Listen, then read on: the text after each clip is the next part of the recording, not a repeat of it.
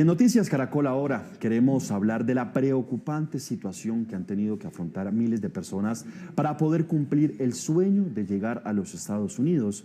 La Fundación Juntos se Puede, un organismo no gubernamental que atiende a la población migrante venezolana y colombianos retornados, estuvo en Necoclí, Antioquia, por más de 4 días hablando con los migrantes que van a iniciar esta travesía, pero también los que no pudieron iniciarla por estafas, robos, trata de personas y por desinformación. Por eso a esta hora nos conectamos con Ana Karina García. Ella es directora de esta fundación. Directora, bienvenida. Muchísimas gracias. En el trabajo de campo que ustedes realizaron, ¿qué se encontraron? ¿Cuál es la situación actual de los migrantes allí en este lugar? Mira, lo primero que hay que destacar es que el municipio de Necoclí ha sido un punto de salida durante muchos años para personas que buscan llegar al sueño americano de distintas nacionalidades. En este momento, luego de la medida del 12 de octubre de Estados Unidos, nos encontramos con una población migrante venezolana que quedó retenida en Necoclí, un municipio de categoría sexta, donde no hay agua potable, donde más del 90% de su población son desplazados del conflicto y con una pobreza importante, lo que llevó a este municipio a sufrir unas consecuencias. Esta realidad y esta medida se toma sin ninguna acción de retorno humanitario, por lo que estas personas quedan varados en este municipio y muchos de ellos empiezan a caminar hacia Medellín en unas carreteras que por las lluvias y por obras están sumamente complejas, a montarse en tractomulas, a tratar de subirse, pero también vemos otros que en la medida de la desesperación toman la decisión de seguir hasta el Darién en este proceso de trata de personas, que es lo que se está dando desde el municipio de Necoclí hasta Centroamérica o Estados Unidos. Directora, vamos a ver la historia de Newmar Alvarado, un músico venezolano migrante que llegó hasta allí, hasta este municipio de Necoclí, y que fue víctima de robo. Escuchemos. Yo soy de Venezuela, vivimos en la ciudad de Paraguay, Perú, y venimos aquí hacia los Estados Unidos. Nos quedamos aquí en Colombia, en Necoclí, varados sin nada. Fuimos víctimas de delincuencia, nos robaron lo que teníamos, incluso hasta unos bolsos con los teléfonos, y nos quedamos sin nada, con la esperanza de que íbamos a llegar al sueño americano, y aquí estamos. Ahora sí, esperando el sueño, pero para ver para dónde nos vamos, que no tenemos ni siquiera para...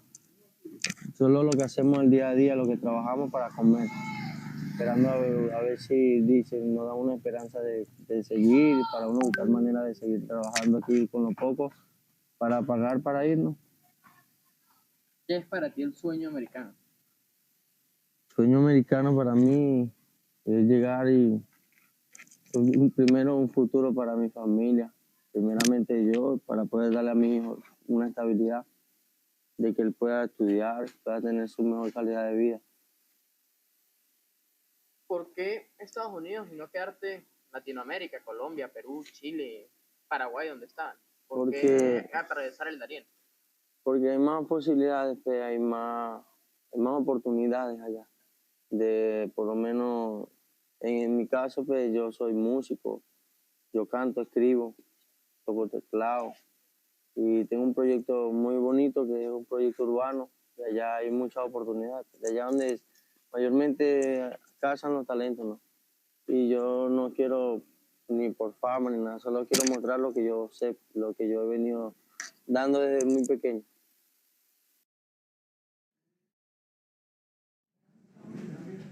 Directora, ahí escuchamos una de las historias que ustedes pudieron registrar allí en ese trabajo de campo que realizaron en ese municipio de Colombia. Robos masivos, llegan estos migrantes de diferentes nacionalidades y son víctimas de los ladrones. ¿Qué otros casos conocieron? No solo de los ladrones, sino de un grupo transnacional criminal que está haciendo trata de personas en todo el continente, desde Ecuador, Chile, Perú, hacia los Estados Unidos. Esto es bastante preocupante porque Necoclí no es un municipio fronterizo, de hecho la alcaldía y sus autoridades están pidiendo que sea declarado un municipio especial de frontera porque ahí no hay controles de migración Colombia. Entonces han salido, por ejemplo, en la contabilidad que se hizo el 12 y el 13 de octubre, cuando se toma la medida, salieron más de 1.300 niños por esos muelles sin ningún tipo de control. Eso quiere decir que no sabemos si esos niños estaban con sus padres, si estaban con tutores legales o si eran parte de una trata de personas para ser vendidos en el exterior. Entonces es fundamental poder acoger este llamado que hace el municipio de Necoclí para que sea declarado como municipio especial de frontera y así Migración Colombia pueda actuar y podamos disminuir este proceso. Todos hemos visto esto como un tema de migración humanitaria, pero yo creo que también hay que verlo como seguridad de Estado del continente, porque lamentablemente lo que hay en todo el continente para llegar a los Estados Unidos es un proceso de trata de personas. Entendemos la medida de los Estados Unidos y respetamos el tema de la soberanía de Estado, aunque no la compartamos, pero estas decisiones tienen que tomarse de la mano de dos acciones. Uno, del retorno humanitario para que no estén corriendo peligros en las carreteras de Colombia ni apostados en el municipio de Necoclí sin tener cómo retornar al lugar donde salieron. Y dos, tienen que ser tomados con acciones de integración en los países, porque estos migrantes no solo vienen de Venezuela, vienen de Chile, de Perú, de Barranquilla, de Cali, porque no encontraron una forma de integración y estabilidad económica en el país. Entonces eso nos lleva a repensar, las migraciones solo son la causa del fracaso de los sistemas. ¿Cómo hacemos para que estas personas no vivan en estos extremos de pobreza y puedan tener progreso en Latinoamérica?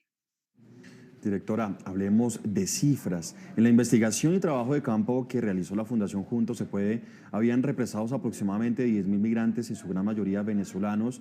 De los 7.000 pudieron cruzar el Darién. De esos 10.000, 7.000 pudieron cruzar el Darién y 1.200 de esos 7.000 son niños. Solamente retornaron por diferentes circunstancias nuevamente hacia Colombia 3.000 porque no lograron cruzar. Las condiciones, pues obviamente ya las sabemos que son bastante precarias.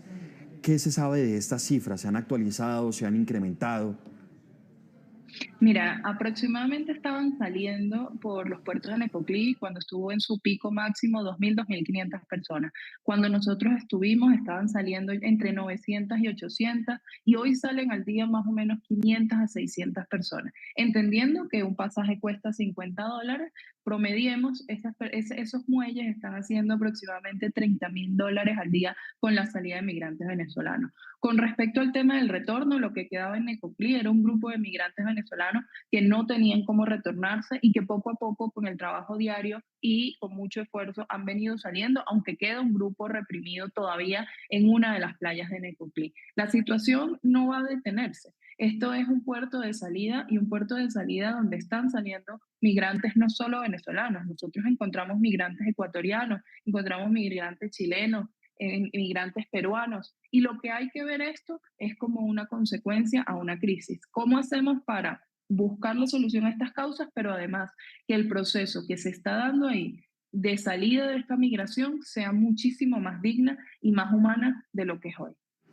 Directora, mencionábamos que algunas de las cifras, aproximadamente 1.200, son niños que se internaron allí en el Darién. Ustedes conocieron la historia de Luzmeri Romero, una mujer que está dispuesta a pasar por el Darién con su hija en condición de discapacidad.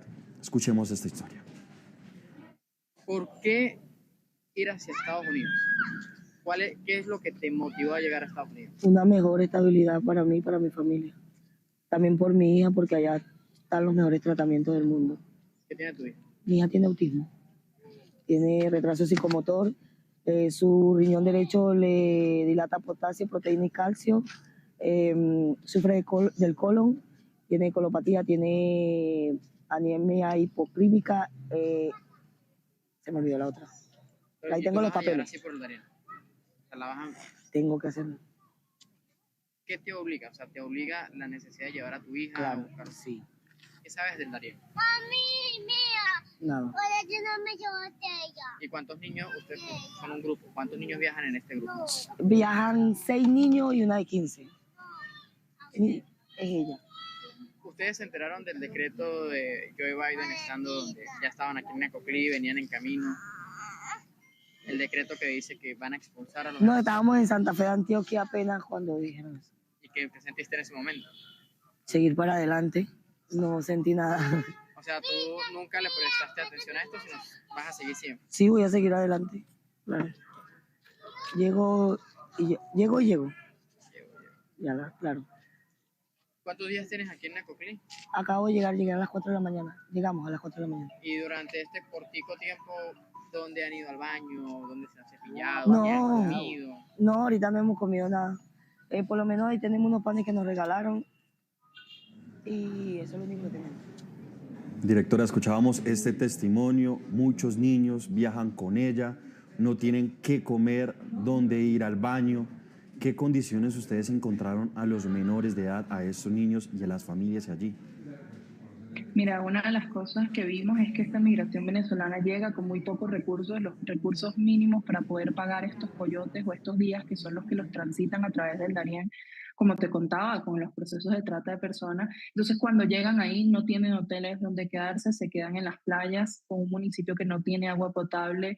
Encontramos que hay muchas enfermedades gastrointestinales, muchas enfermedades crónicas en los niños que se desarrollan por las condiciones de indignidad que se presentan cuando ellos se quedan en las playas de Necoclí, no tienen con qué comer. Hay un pequeño espacio de cooperación internacional que está haciendo incidencia, como la Cruz Roja, como UNICEF, pero la verdad es que no es suficiente para la cantidad de migrantes que están saliendo a través de estas costas. Y como te repetía, esto no está pasando solo con la población venezolana, esto tiene más de 10 años de historia migratoria. La diferencia es que esto es una población que viene con menos recursos y no tiene las capacidades para pagar un hotel, comida, y por eso los vemos en las playas del municipio. También encontramos un joven, un muchacho que me marcó, que se llamaba Juan, que tenía 16 años. Él había llegado, había atravesado el Darién y había llegado hasta México. Lo agarraron en México, lo deportaron porque era menor de edad, no acompañado, y él decidió buscar a su mamá en Ecuador, a toda su familia y volver al Darién.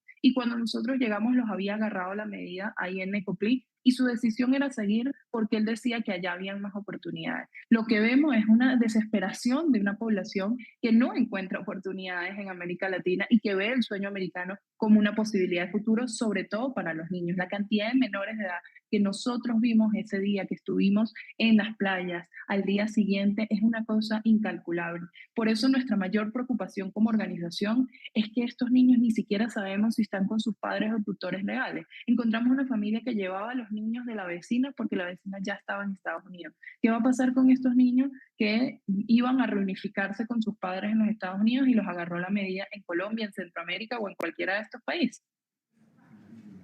Directora, otro de los temas que tenemos conocimiento es que en este trabajo que ustedes realizaron, lograron reunirse con diferentes organismos internacionales para expresar, mostrar este tipo de testimonios. Y pues bueno, ¿qué se han comprometido? ¿Qué se ha logrado? ¿Y qué está pasando? ¿Cómo están logrando alimentar a esta población? ¿Qué soluciones se le ha dado, por lo menos de manera transitoria? Mira, hoy como te decía, los únicos apoyos que están son los apoyos mínimos que tiene la cooperación ahí, Cruz Roja, UNICEF, World Vision y algunos entes de cooperación que están ahí. El Programa Mundial de Alimentos da 200 comidas al día, el ICBF está dando leche a los menores de edad, pero un poco estas son las medidas inmediatas que se está tomando frente a la crisis. Pero hay que ir más allá. Lo más urgente de esto, para que pueda haber mayores controles y podamos hacer esto, una migración segura y ordenada, es que el municipio de Necoclí sea declarado un municipio especial de frontera que le corresponde a la Cancillería colombiana.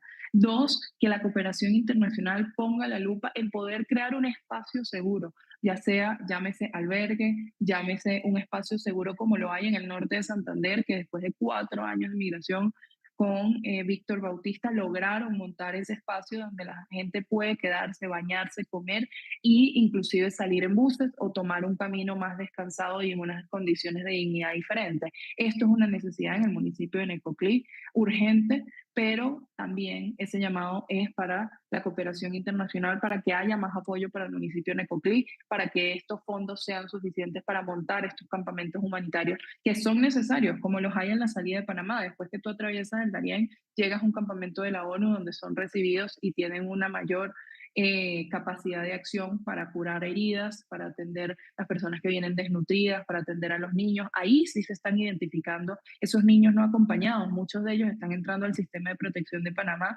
para reubicarlos nuevamente con su familia. Si nosotros tenemos esas acciones del lado de Panamá y del lado de Colombia, podemos mitigar los riesgos, a lo mejor no eliminarlos, pero sí mitigarlos, sobre todo enfocado en la población de menores de edad, que son hoy los más vulnerables ante toda esta situación que se está viviendo en el continente. Directora, uno de los puntos que preocupa es la ilegalidad, usted lo mencionaba, son estas organizaciones transnacionales y también conocieron un testimonio, el testimonio de Alexander Quiñones, quien no muestra su identidad precisamente por miedo, y él denuncia que están cobrando hasta $400 para poder pasar por el Darién. Aquí está su testimonio. Ya los coyotes están cobrando más, los guías que llaman están cobrando más. O sea, ¿Cuánto cobraban antes y cuánto cobran ahora? Mira, ¿Qué información manejas tú? la información, la que muchos manejan, pues sí me entiendes, habían personas que cobraban $350 por un paquete donde te llevaban de Necoclí, te llevaban hasta la frontera con Panamá, ni siquiera la frontera como tal, pero si no te dejaban como a 15 kilómetros de la frontera donde tú tenías que seguir solo, y eran $350 por pasarte por todos estos sitios. Otros cobraban 400, otros cobraban 200, y ya ahora te cobran 200, te cobran 150, pero no te dan ni siquiera la seguridad de que vayas a llegar a algún lado. Te pueden dejar a mitad de camino, por lo que ya los controles migratorios panameños están más grandes, ya hay la guardia panameña que está en la frontera. O sea, ¿cómo te enteras o cómo un venezolano que llega hasta Necoclí contrata estos servicios? Tú llegas a lo que es la orilla de playa, muelle, y ahí te consigues esas personas, porque eso es como que es un negocio aquí, pues ya ellos tienen ese contrato, tienen esas cosas, te ofrecen un guía y ellos ganan un porcentaje por todo esto.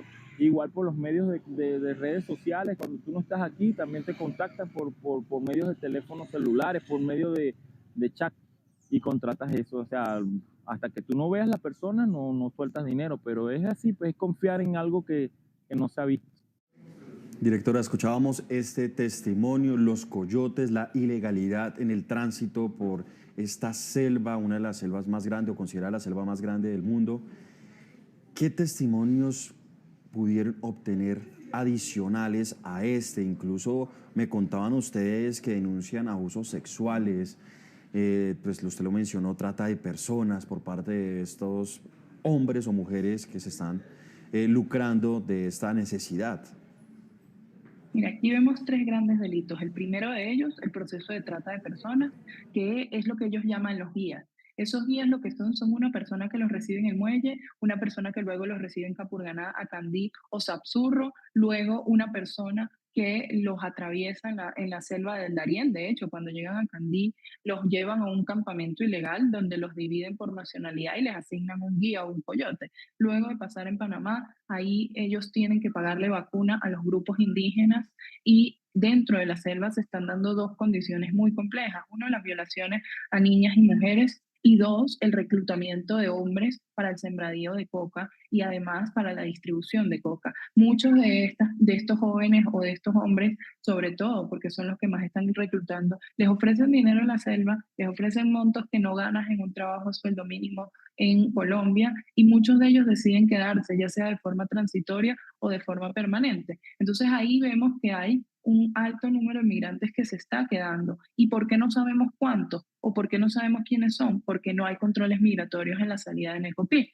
Tampoco tenemos cómo comparar el número que sale de Necoclí y el que llega a Panamá. ¿Qué quiere decir eso? Que no sabemos cuántas personas están muriendo en la selva, ya sea por ataques de grupos criminales o ya sea por las condiciones mismas de la selva. Tampoco tenemos idea de cuántos de estos niños están siendo vendidos en otros continentes en procesos de trata de personas. Entonces, aquí hay una cantidad de delitos y esto es una red organizada transnacional donde las personas o las personas con las que nosotros hablábamos con mucho miedo nos decían que algunos hablaban del Tren de Aragua, del Clan del Golfo. Es decir, esto no es una cosa que yo puedo identificar, pero lo que sí puedo decir es que hace falta seguridad de Estado. Hace falta que Colombia y Panamá se sienten en una mesa bilateral a tomar decisiones de cómo van a abordar la selva y de cómo van a empezar a mitigar esta cantidad de grupos irregulares que están operando en todo el continente, pero sobre todo en este proceso de trata entre Colombia y Panamá. Directora, dentro de ese trabajo investigativo, ese trabajo de campo que ustedes hicieron, ¿qué les decían a ustedes la población, los colombianos, los antioqueños que viven ahí? Porque prácticamente pues, se hablaba que en un momento se alcanzó una cifra de 100.000 migrantes en este sitio. ¿Qué decían también los habitantes de esta zona?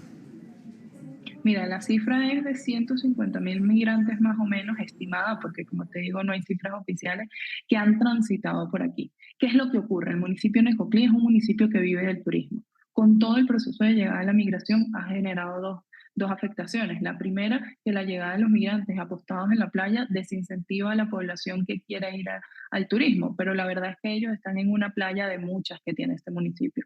Y dos, que los precios se han encarecido, porque sí, la población venezolana llega con pocos recursos, pero población de otras nacionalidades llega con más recursos y entonces se genera una dinámica de oferta y demanda que sube los costos del municipio y que hace la vida más cara para los que viven allí y para el turista que va. Entonces esto ha generado una complicación para el municipio, que su plan de desarrollo está enfocado en el turismo, que todas sus políticas están enfocadas en el turismo. Entonces también hay que apoyar a este municipio en que la gente siga yendo, tratemos de incentivar esto para que ese municipio pueda crecer. Ese es un municipio de categoría sexta que tiene pocos recursos, tiene un hospital muy pequeño que ni siquiera da abasto para las personas que viven ahí. Imagínense que hoy están atendiendo migrantes que vienen con enfermedades, pero además que se retornan de la selva con afectaciones graves. Ahí hay una deuda inmensa en ese hospital que tampoco nadie sabe quién va a pagarla. ¿Cómo hacemos para ayudar a Necoclí? Y ese es el llamado a las autoridades nacionales y a la gobernación de Antioquia también para atender a ese municipio y que esta afectación que llega la población migrante,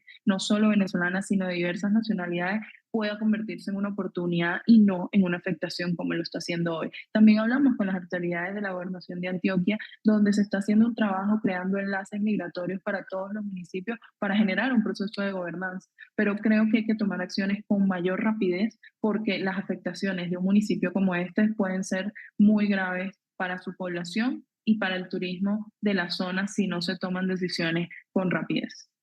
Directora, ahorita escuchábamos varios testimonios y obviamente pues es un pequeño fragmento, pero muchos de ellos intentan conseguir dinero para precisamente o pagarle a los coyotes o pasar este dinero para transitar hacia Panamá, otros para subsistir allí en Necoclí. ¿De qué está viviendo esta gente? ¿Cómo está consiguiendo este dinero?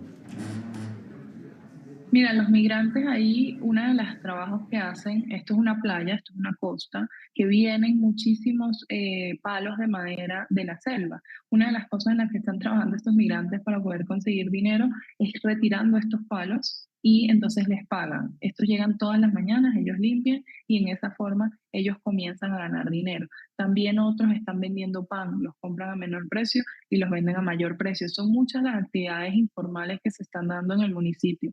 Hay otros que simplemente están trabajando para algunas personas en los hoteles del municipio. La verdad es que es trabajo informal con personas que ni siquiera tienen papeles y que lamentablemente no tienen las condiciones laborales necesarias en este municipio. Y no por un tema de xenofobia, y no por un tema de que no se quiera apoyar a esta población, porque lo que yo encontré en ese municipio era mucha solidaridad del colombiano con el migrante, sino que es un municipio muy pobre que necesita los que son de ahí y necesitan los que están llegando. Entonces, estas dos necesidades se encuentran en una realidad muy compleja.